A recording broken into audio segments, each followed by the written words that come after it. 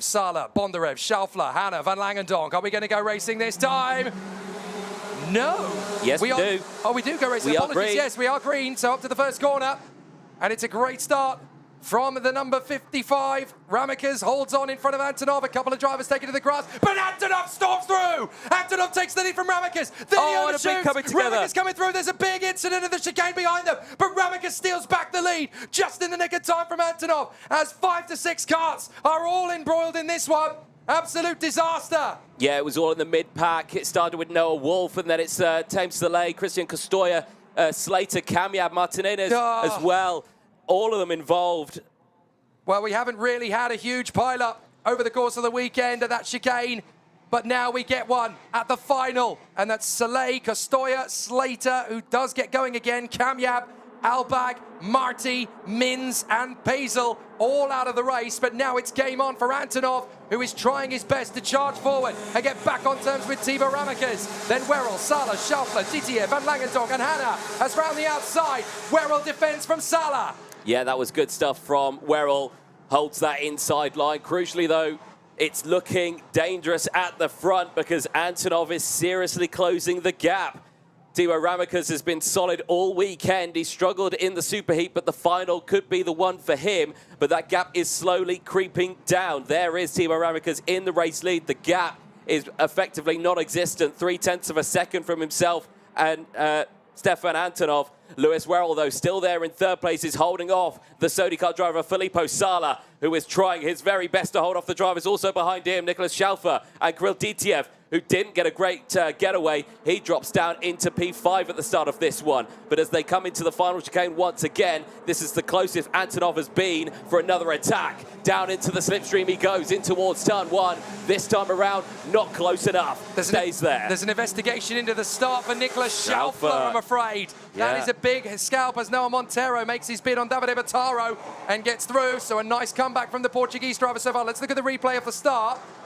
And we'll see what happened. Look at Antonov. Antonov is going to go the long way round, swing it down, and look, he manages to carry the pace around the outside, tucks back in behind Ramikas, and watch as he dives in straight away into third corner, but then he drifts out wide at the chicane, and that's where it all opens up. So Ramikas tries his best and then comes straight back at him. There's a little bit of wheel banging, and that's critical. Ramikas able to take back the lead, but then so many drivers bit the dust. Kaczynski already out, then Soleil, Costoya, Camiab, Albag, Marty, Mins, and Pazel. Thames Soleil, warning flag. Sorry, James. Yeah. Sorry, James. Jake. Getting my names all mixed up. No worries. The number 67, what a disaster for him. 5-second time penalty in the final. Well, he was already out of the race anyway. Yeah. But Antonov now trying to make his bid to close back up on Ramikas. Then Werrell, Sala, Ditiev, Schaufler, Van Langendonk, and Zach Drummond. Some great moves made up so far. 9 places made up by Noah Montero. 13 made up by both Augustus Toniolo and Alphonse Mittenen. So some big storms through the field already at this early stage. Yeah, good to see. And there you can see the not-so-friendly fan club in the infield after that coming together at turn one. Big disaster there. So we're on lap 4 at the moment. And like we say, Thibaut Ramikas still leads the way by 0.3 of a second from Stefan Antonov. It's looking very close between the two of them, but crucially, they are maintaining that gap at the moment. It's not extending as far as we'd like to see, far as Thibaut Ramikas would like to see. He wants to extend that gap to about 5-10 seconds. At the moment, though, only 0.4 of a second, so still very, very close. Crucially, though, Sala is, I think, under pressure now from Ditiev. He's dropped from the back of Werrell. Werrell isn't done yet, though. Werrell is still within a second of the leader, so this is going well for Lewis Werrell. He sets a fastest lap, 56.0. It's fractionally quicker than Thibaut, a little bit quicker than Stepan Antonov, but Ditiev all over the back of Sala. So this could be a 3-horse race. Ramikas in the VDK, Antonov in the KR, and Werrell in the Forza. This is going to be an interesting one for the 3 drivers as they push clear. Still some good battles all the way through the field, and a lot of great racing still to come in this one. But just 28 drivers still running it, as we have lost Kaczynski, Saleh, Costoya, Camiab, Albag, Marty, Mins, and Pazel after their first lap shenanigans.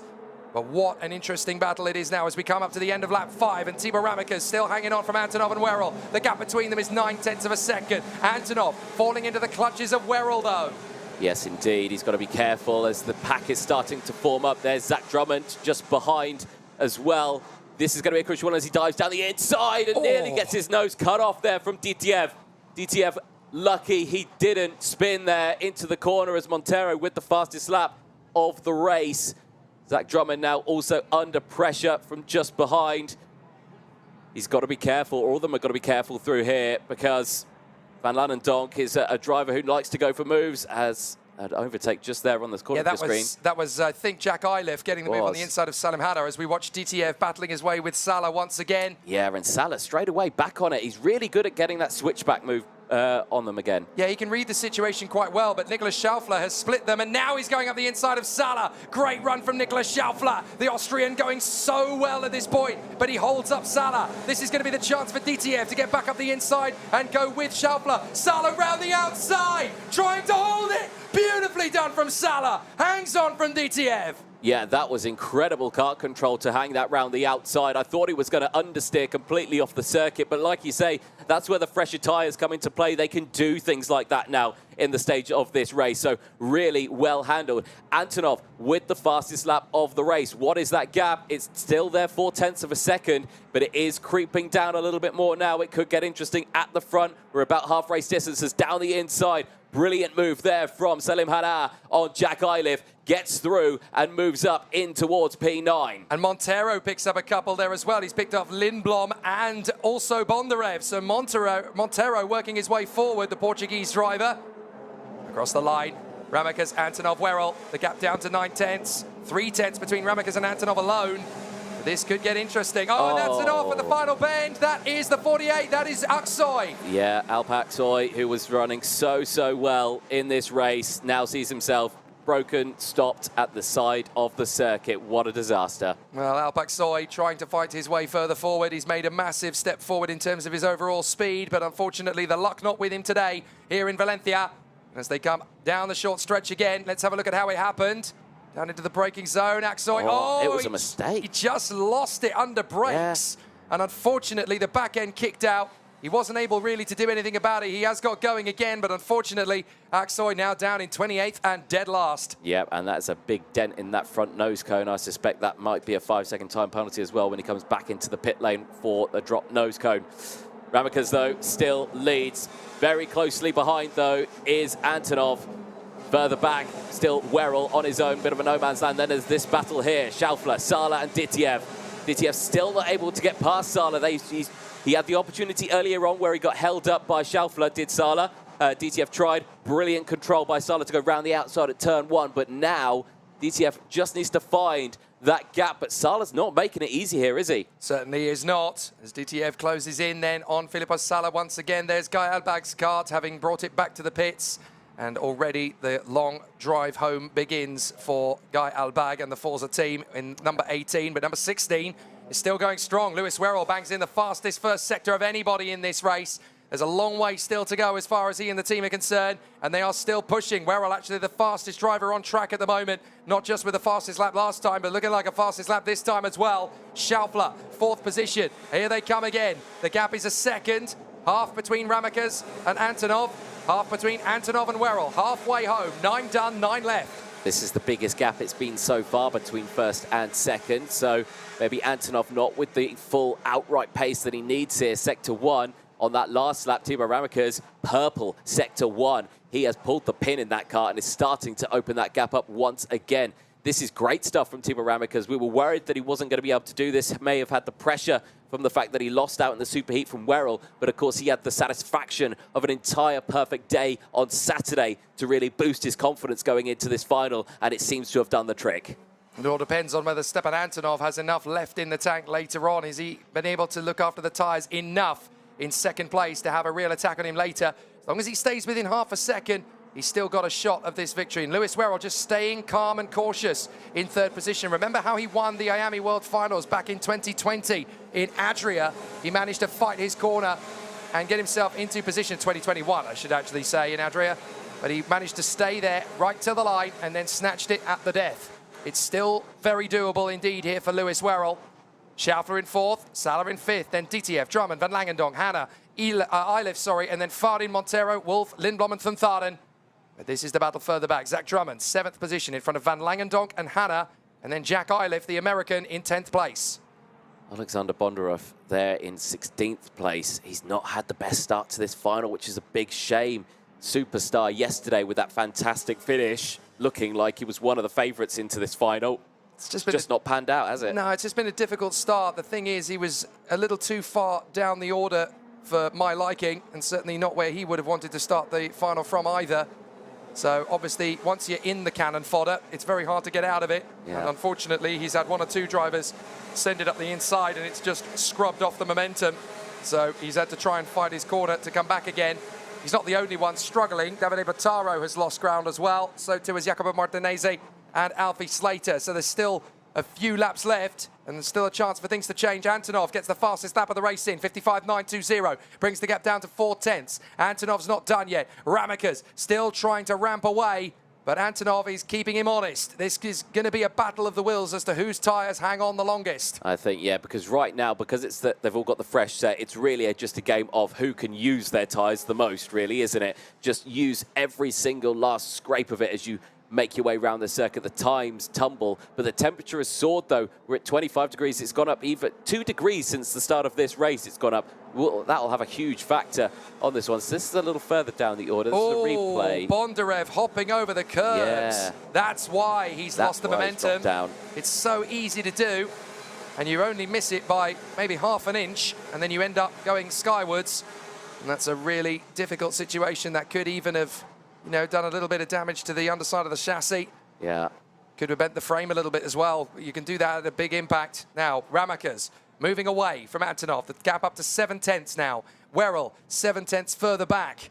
This is the year for Tibor Ramakas if he can keep this kind of pace forward through the season. But he's definitely starting to make impacts now. Antonov needs to stay with him, but the gap is opening up. Tibor Ramakas is ramping up the pace. Yeah. What must be going through Antonov's mind right now? He's probably just thinking, I can't catch him. What is he doing different than what I'm doing? I mean, they're both on the same chassis, aren't they? They are indeed. Yeah, so, you know, it falls down to really, yeah, it is a race of the wills here as they go through. Lewis Werrell, though, is slowly creeping in, but it looked like it was a bit wide there going in. It was a very late apex. Maybe the optimal line he likes to take. 5 laps to go for him. He's still got a chance to close up on Antonov. But these guys really are stretching the limits of what's possible in these karts on this circuit. And the fact that the temperature is going up so rapidly will definitely be playing its part. Because obviously the data they've carried into this one, they'll know it's going to be hotter, but I don't think they'll have anticipated it increasing in temperature during the course of the race itself. It's actually accelerating the heat. Now here comes Van Langendonk, all over the back of Jack Eilif. So Eilif has managed to get through and make the overtake. He now tucks up behind Zach Drummond. Noah Monteiro, who is up to 10th position from 23rd on the grid. A brilliant comeback from the Portuguese driver. And that will put him a lot more in terms of the championship points. Ramakas is looking to leave here with the maximum of 80. Antonov on 70, Werrell on 56, DTF on 52. As we begin the Euro Series title fight in earnest.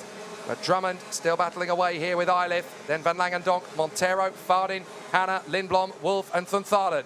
Yep. Again, more big movers in this field as well. 20th and 21st place, you've got Augustus Toniolo and Alphonse Mittenen. Both of them, 15 positions they've gained so far in this race. So they have pushed through this field quite considerably, which is good to see. A little bit more work ahead of them, though. Not many laps left to go. And, well, Ramakas, that gap, look at it, over a second now, 1.1. He has been unstoppable this weekend. I think Antonov has thrown everything he possibly can at it. Just looking at that front bumper, actually, on Jack Eilif. Is that Jack Eilif's kart? It's very much bent in there. I mean, bent in doesn't necessarily mean loose. No. So no. you might be able to get away with that one, but it does look a little bit of a different shape to the way they are supposed to be. Definitely not how the manufacturer intended it to look, no. Now, Werrell senses Antonov struggling. 3 laps to go. You can't catch him, can you? At least we'll have to go for second place. And that's how frustrating it was for Antonov, having got through past Tibor Ramakas on the first lap. He got him. He had him. He had his opportunity, but he just let it slip on the exit of the chicane. And that was all the invitation Tibor Ramakas needed to take it back, the decisive moment in this final. Yeah, it really was one of those moments. But again, that can happen in these finals. You know, you think, yes, you've made the move, and you think, right, okay, take the normal line now, take the optimal line. carry the most speed, sometimes you can just leave yourself vulnerable to attack, and that is exactly what we saw. Ramakas took full advantage of that one, and like you say, now can just drive away in this final. I was slightly worried that this was going to happen. Timo Ramakas, he's not worried about that this has happened. He is happy as Larry right now. He is driving around cool, calm and collected with, I'm sure, a big smile on his face. Well, considering the last 3 seasons of his karting, Timo Ramakas seems to have been the kid who has a magnificent run in qualifying, some great performances across the heats, but then it all falls to pieces in the final. This is finally putting his demons to sleep. He has a great chance now to start his 2023 campaign the way he deserves to for once. He's had nothing short of bad luck over the last 3 years, and he's had flashes of brilliance, amazing opportunities to do something spectacular, and it all falls apart at the last. Stepan Antonov still trying to throw everything he can at it. There's only a second to make up, but he's got a lap and a half to do it. He's running out of time. Lewis Werrell trying to take him on, but it looks like it's going to be stalemate between these 3. But it would be so nice for Timo Ramakas to finally get a victory in OKjunior here in Valencia. 1 lap to go, and it finally looks as though Lady Luck is going to pay him a long overdue visit. Yep, it was a solid Saturday, perfect heats all the way throughout. The start of Sunday didn't go all his way, finished P2 after losing out to Lewis Werrell in his super heat.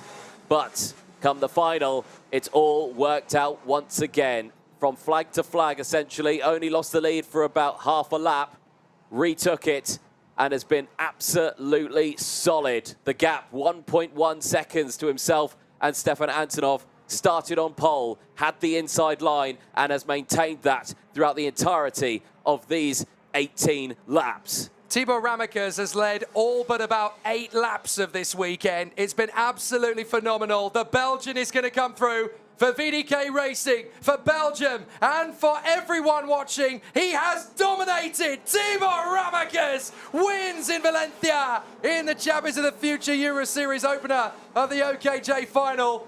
Monstrous pace, dominant form. Catch me if you can, fellas. Absolutely exemplary. And finally, Timo Ramakas gets to celebrate in style for once. Yes, indeed. Lewis Werrell drives past, congratulates, so does Stepan Antonov. But 18 laps of racing, my goodness me. He's going to savour this, he's going to soak it up. Soak it all up, Timo. You deserve it. Obviously, he collects the marbles, which they do, to obviously make sure that they are going to be fine and dandy when they get back to the pits. But Timo Ramakas can really finally soak this up. He's always so miserable at the end of Sunday afternoon. All that potential, all of that speed, it just fades away because it just all falls apart at the seams. Not today. Finally, Timo Ramakas dominates the way he deserves to, gets the victory he deserves, and now 2023 has kicked off in exactly the perfect manner for Timo. A brilliant run. It has indeed. He kickstarts the championship then with 80 championship points at the end of this round from Stepan Antonov, 70. Lewis Werrell rounds it out with the 56 points. There's a look then at the provisional classification results. At the end of that one, of course, they will head to the pit lane for scrutineering. Nose cone checks, of course. But Timo Ramakas, Stepan Antonov and Lewis Werrell, your top 3. A brilliant result. Nicholas Schaffler in P4 from Kirill Ditiev and Filippo Sala. Zach Drummond ahead of Jack Eilif, then Kian Fardin, Dries van Langendonk and Noah Montero, 11th from 23rd on the grid. Noah Wolf in 12th from Salim Hanna, Scott Lindblom and Davide Bottaro. Alex Bondarev just missing out on the points from Raul Thanthaden and Sebastian Letimaki, who made great comebacks. Vivek Kanthan and Augustus Toniolo from Alfons Mittinen and Scott Marsh. Then Alfie Slater, Jacopo Martinese, Arjen Kraling, Maria Nito, Nikita Nikishov, and the last man home was Alp Aksoy. Retirements galore though. Kaczynski, Saleh, Kostoya, Kamyab, Albag, Marty, Mins and Pazel all out on the first lap or even before it in Kaczynski's case.